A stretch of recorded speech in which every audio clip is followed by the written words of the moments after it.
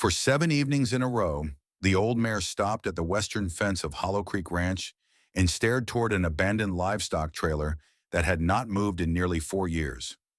At first, rancher Daniel Reeves barely noticed. Horses looked at things. Deer moved through the cottonwoods behind the trailer, mice lived beneath its rusted frame, and coyotes sometimes crossed the pasture after sunset.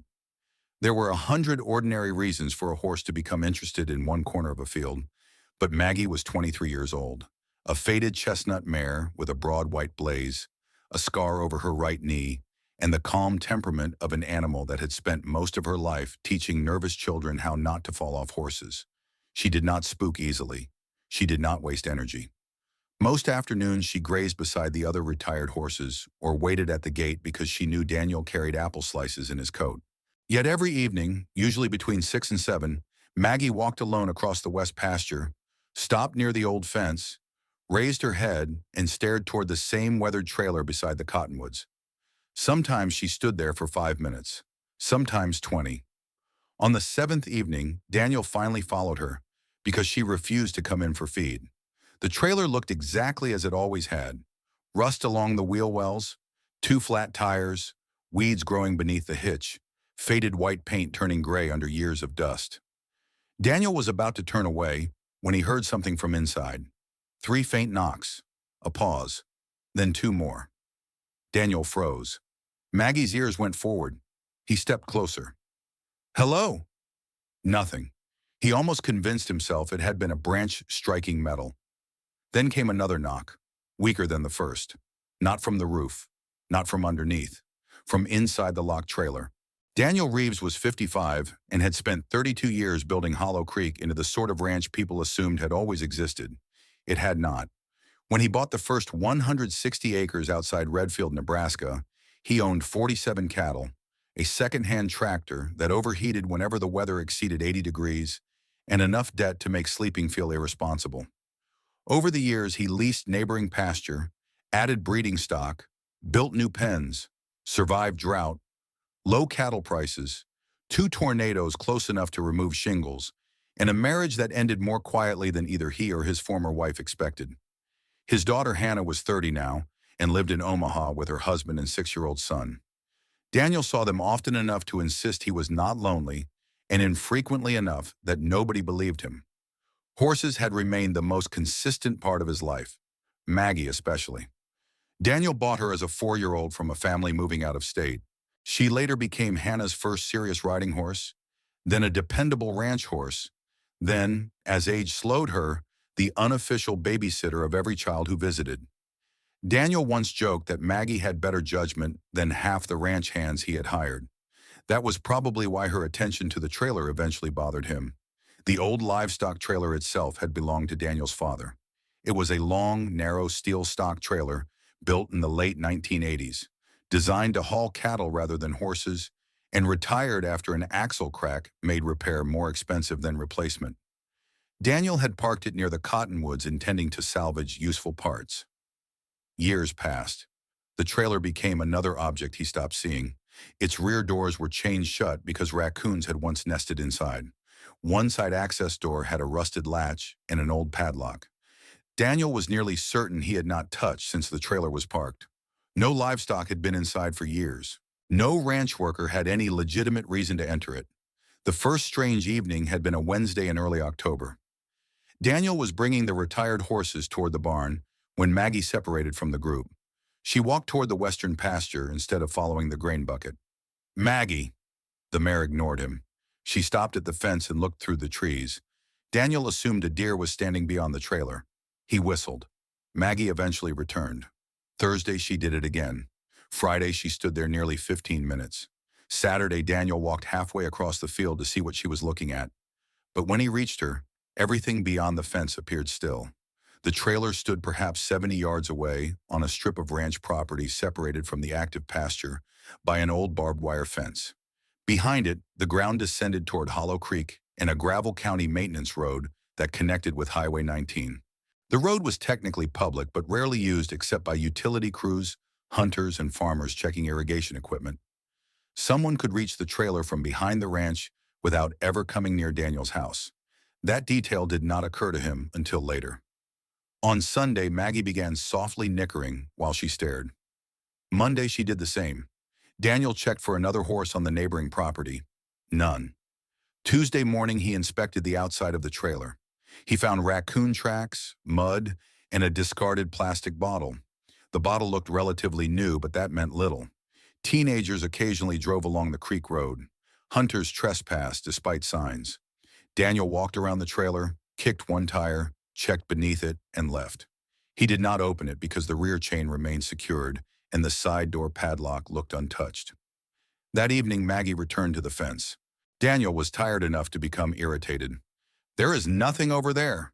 Maggie did not move. "You don't get to become strange at 23. She flicked one ear toward him and kept staring. Daniel finally crossed the fence. The first knocks came when he was 10 feet from the side of the trailer. They were so faint that he stopped breathing to hear better. 3. Silence. 2. "Hello?" Daniel called. Nothing. He moved closer. "Is somebody in there?" A scraping sound came from inside. Then one knock. Daniel grabbed the padlock. It was not the old brass lock he remembered. This one was black steel, newer, with only a thin film of rust. His entire body went cold. He stepped away and called 911. The dispatcher initially asked whether he was certain the sound came from the trailer. Before Daniel could answer, another sequence of knocks sounded clearly enough for the phone microphone to pick them up. The dispatcher told him not to open the trailer if there was any possibility of danger. Daniel looked around the trees, suddenly aware of how isolated he was. He did not know who had locked the door. Whoever had done it might be nearby. He returned to the pasture fence and waited where he could see both the trailer and the county road. Maggie remained beside him, restless but quiet. Sheriff's Deputy Laura Jensen arrived 14 minutes later, followed by another deputy and volunteer firefighters.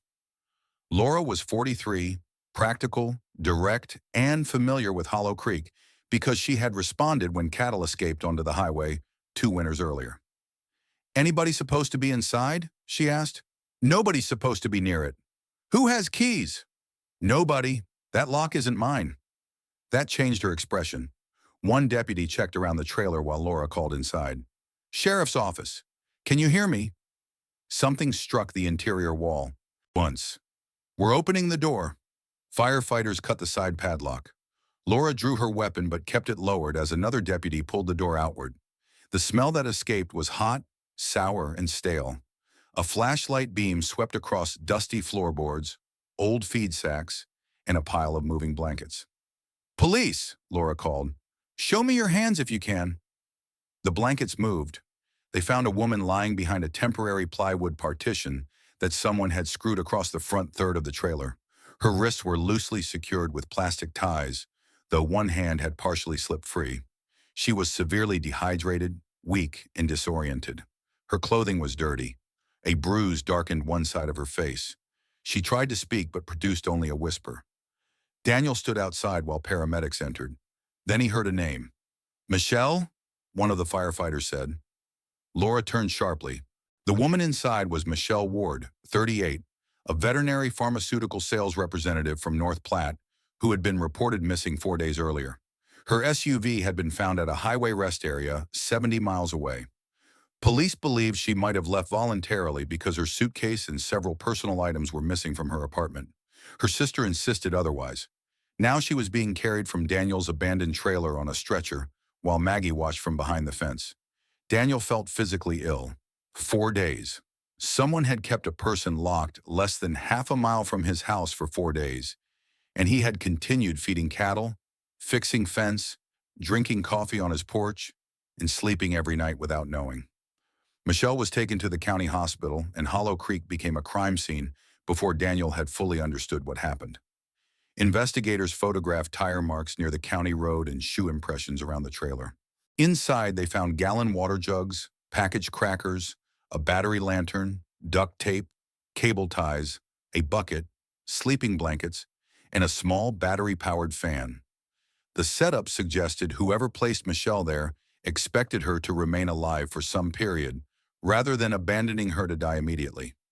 A vent near the roof had been forced open, which explained how she survived daytime heat inside the metal trailer. The plywood partition concealed her from anyone looking through rear ventilation slats. More important were fresh screw holes in the floor and walls.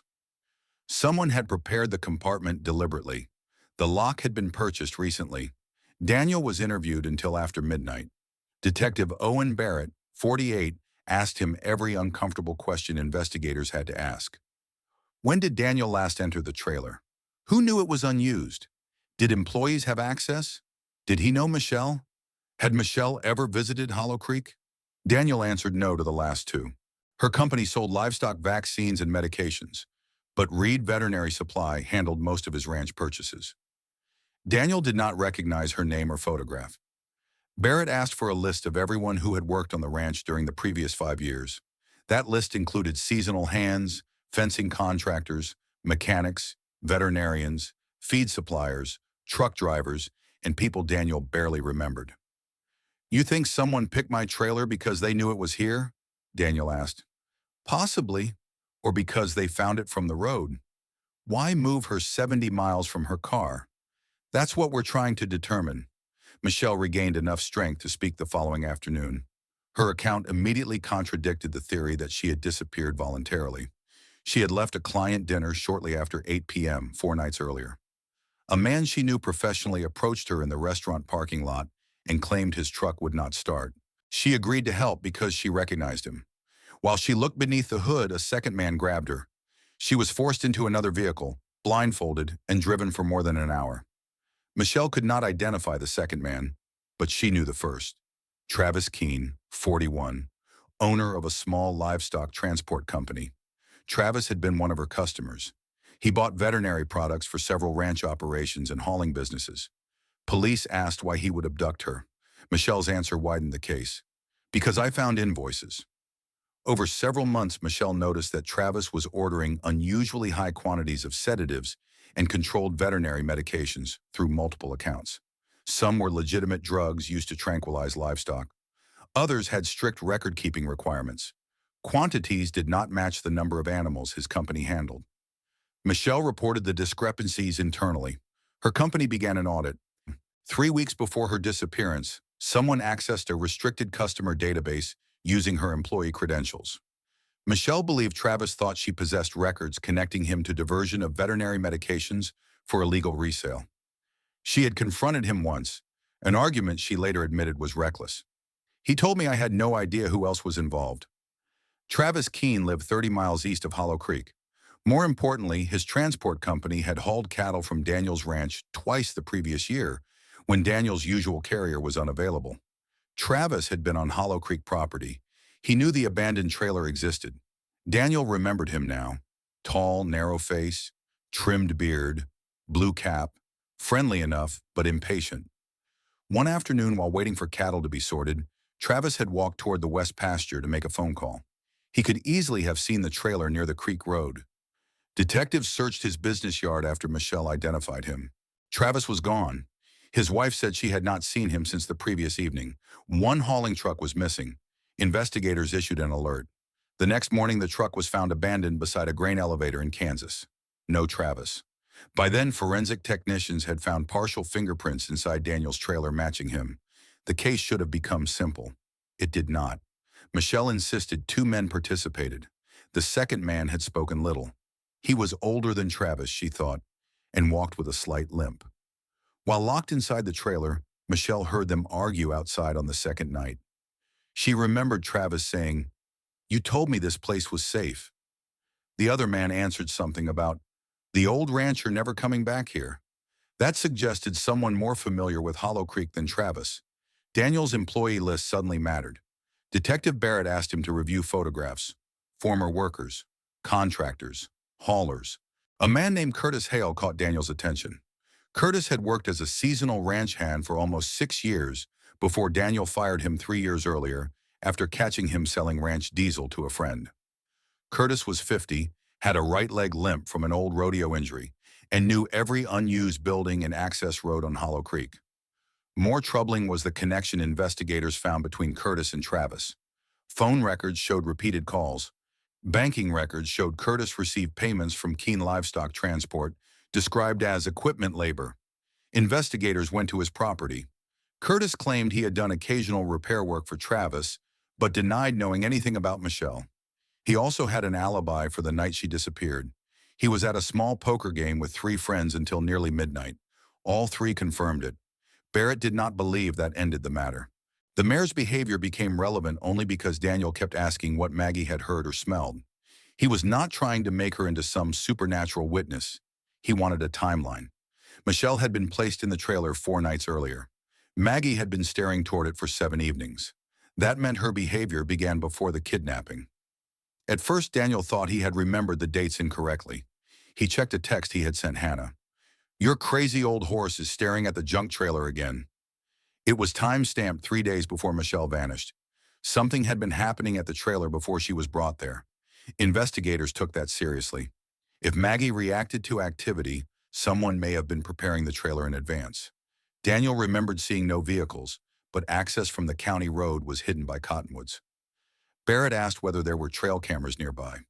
Daniel had one, though not aimed at the trailer. It monitored a deer crossing closer to Hollow Creek.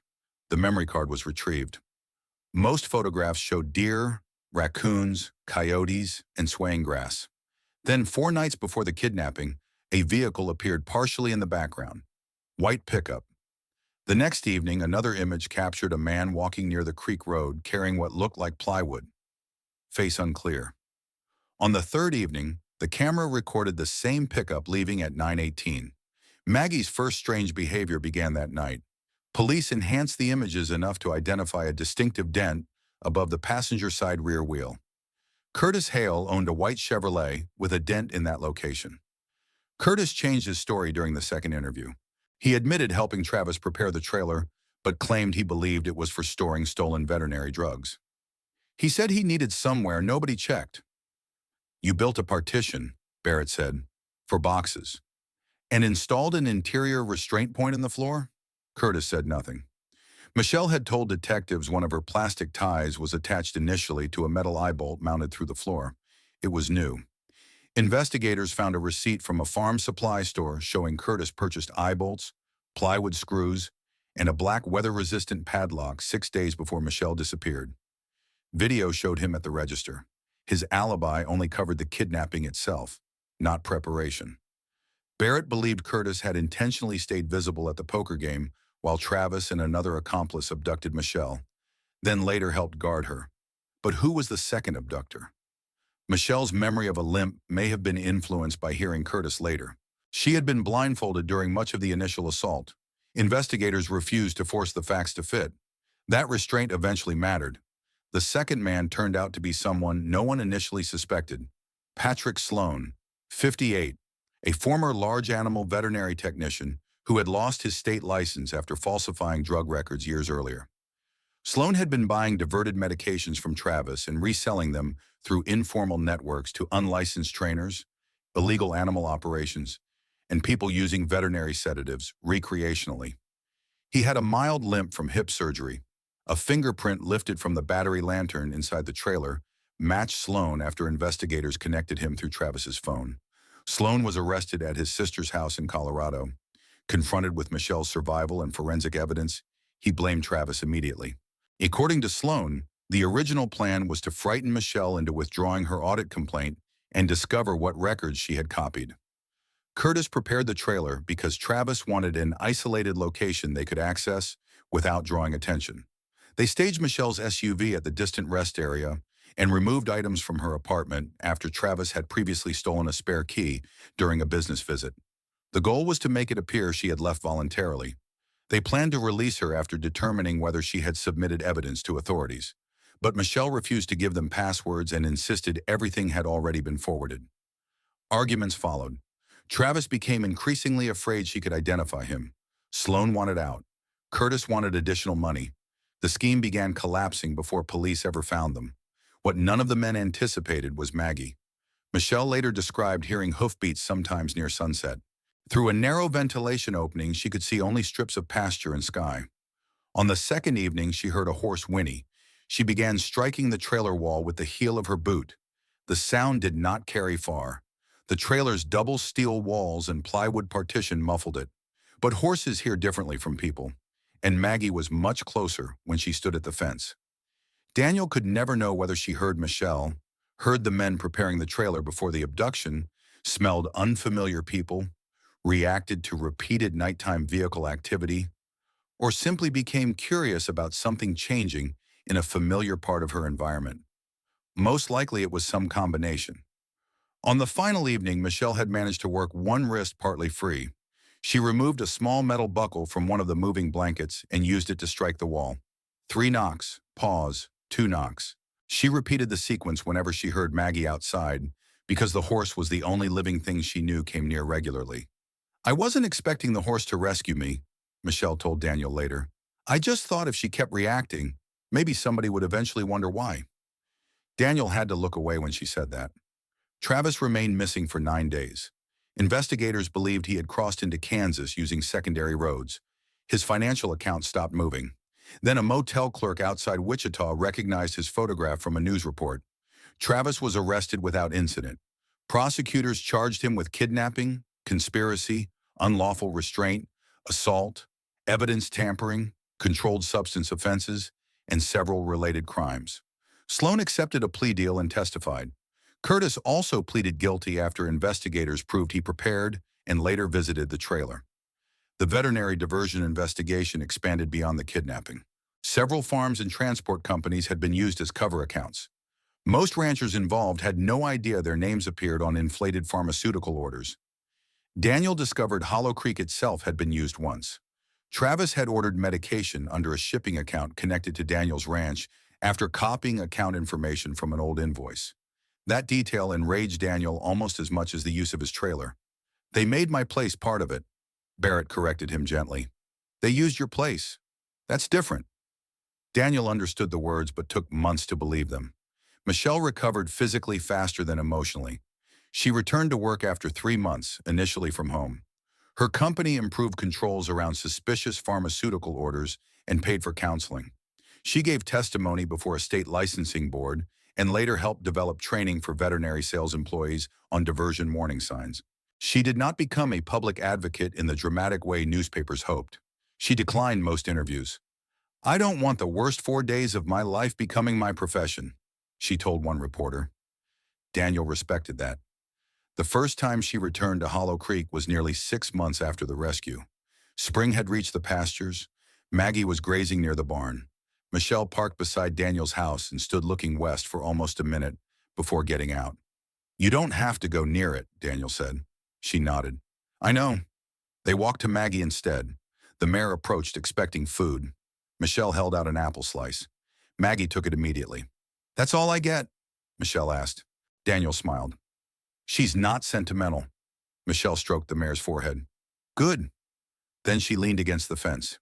"People keep asking if she knew I was in there." "What do you tell them?" "I tell them she heard something." Daniel nodded. "That's probably true. Do you think she understood someone needed help?" Daniel looked at Maggie, who had already lost interest and begun searching Michelle's pockets for another apple. "No idea." Michelle smiled. "That's the answer I like." The old livestock trailer was removed that summer. Daniel considered cutting it apart for scrap, but investigators kept it as evidence until after trial. When it was finally released, Daniel could not bring himself to park it back beside the cottonwoods. He sold the usable axle assembly and had the remaining frame hauled to a recycler. He expected the empty patch of grass to feel better. For a while it felt worse. The absence made him remember exactly where it had stood. Maggie continued walking toward the western fence occasionally, though she no longer stared for long. Wildlife biologist friends and veterinarians Daniel spoke with gave him ordinary explanations. Horses detect subtle sounds, odors, and environmental changes. They remember routines.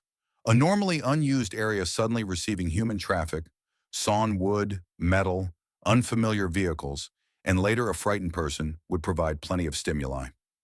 Daniel agreed. He did not need Maggie to possess human understanding. What impressed him was simpler. She noticed a change that he had taught himself not to see because the trailer was part of the background. Maggie lived another 4 years. By 27, her teeth were worn, arthritis stiffened her hind legs, and winters became difficult. Hannah brought her son to visit often. The boy, Lucas, learned to brush Maggie but was never allowed to ride her because Daniel insisted retirement meant retirement. One afternoon, Lucas asked why everyone called her the horse who saved the lady. Daniel sighed. "Because people like simple stories." Didn't she save her? Sort of. What sort of? Daniel sat beside his grandson on the barn step. Maggie noticed something strange. I finally paid attention. Then police and doctors did the saving. Lucas considered that carefully. So everybody helped. That's closer. Even Maggie. Even Maggie. That satisfied him. When Maggie's health finally declined beyond what medication could manage, Daniel made the decision every longtime animal owner dreads and understands. Hannah drove from Omaha. Michelle came too after hearing through Hannah. They stood beneath a cottonwood near the old mare's pasture while the veterinarian prepared everything. Maggie ate half an apple from Michelle's hand. Daniel held the halter. There was no dramatic struggle, no miraculous last gesture toward the western field. Maggie lowered herself with assistance and died quietly while people who had known different parts of her long life stood nearby. Daniel buried her on a rise overlooking the pasture rather than near the trailer site. Hannah ordered a small stone. Daniel argued against anything elaborate. She ignored him. The stone read, Maggie, 1999 to 2026. She noticed. Daniel complained that it sounded like something from a movie. Michelle said, it's accurate. He stopped arguing. Years later, the kidnapping became something local people remembered in fragments. Some remembered the missing woman found inside a ranch trailer. Others remembered the drug diversion case. Most remembered Maggie. The story improved with repetition in all the predictable ways. People said the horse dragged Daniel to the trailer. She had not. Some claimed she kicked the door until it opened. Impossible. Others said Michelle whispered through the wall, and Maggie somehow understood her words. Michelle had never been able to speak loudly enough for that. Daniel corrected the stories when he heard them, though eventually he became less irritated by harmless exaggeration. What mattered was that people understood the central truth. Animals often perceive changes humans ignore, not because they understand our stories, but because their worlds are constructed from different information. Daniel kept ranching into his late 60s before gradually handing operations to Nathan, who had eventually returned to the family place after years away. One October evening, they were checking fences near the western pasture when Nathan stopped beside the place where the old trailer once stood. Cottonwoods had grown thicker. Grass covered the tire depressions. Nothing remained of the compartment, the new padlock, the plywood wall, or the marks investigators once photographed. Hard to believe, Nathan said. Daniel knew what he meant. Yeah. You ever think about what would have happened if Maggie hadn't kept staring? Daniel did. More often than he admitted. Maybe he would have heard Michelle eventually. Maybe a ranch hand would have crossed the area. Maybe Curtis would have returned. Maybe Michelle would have escaped. Maybe not. Alternate endings multiplied endlessly once a person allowed them. I try not to, Daniel said. Nathan nodded. They continued walking. That evening, Daniel stopped briefly at Maggie's stone. The setting sun turned the pasture gold. Cattle moved toward water. A red-tailed hawk sat on a fence post. Somewhere near the barn, a gate clanged in the wind. Ordinary sounds. Ordinary movements. After what happened, Daniel had become more attentive to all of them. A horse standing somewhere unusual. Cattle staring toward a fence. A dog barking at an empty shed. Wildlife abandoning a familiar water source. Most of the time, the explanation was ordinary. A snake. A broken wire. A stranger's dog. A new smell. Wind. Feed. Nothing at all. But Daniel no longer considered noticing a waste of time. Michelle once told him that the hardest part of captivity was not believing nobody cared. She knew people cared. It was believing nobody could know where to look. The trailer was hidden in plain sight, close to a working ranch but isolated by habit. Daniel had stopped seeing it years before. Curtis and Travis had chosen it for exactly that reason. They understood that abandoned objects become invisible to people who pass them every day. They had not understood Maggie. She did not know about stolen veterinary drugs. She did not know Michelle Ward's name. She did not understand kidnapping, police investigations, or locked doors. She knew only that something had changed beside an old object in her pasture.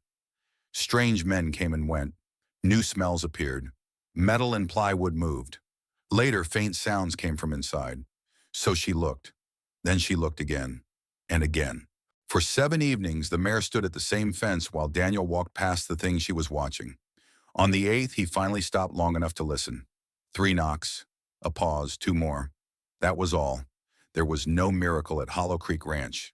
There was only a frightened woman who refused to stop making noise, an old horse that refused to stop paying attention, and a rancher who finally realized that sometimes the most important thing on familiar land is the thing that suddenly becomes unfamiliar.